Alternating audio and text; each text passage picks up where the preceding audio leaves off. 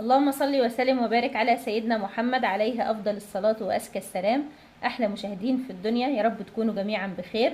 لو عايزة تعملي فرخة زي اللي حضرتك شايفاها دي، بسم الله ما شاء الله، لون ولا أجمل من كده. بتغسلي الفرخة الأول بمحلول النقع، ملح وخل وليمون، وبعد كده بتبشري بصلة وتنعميها وتنزلي عليها بالبهارات ملح وفلفل وكمون وكزبرة ناشفة وتدعكيها كويس وتحشي بيها الفرخة. وبيكون معاكي مية بتغلي على النار، بتنزلي بالفرخة في قلب المية وتسيبيها تستوي مع بصلة وقرن فلفل وجزرة وطماطماية عشان تشيلي اي زفارة موجودة في الفراخ.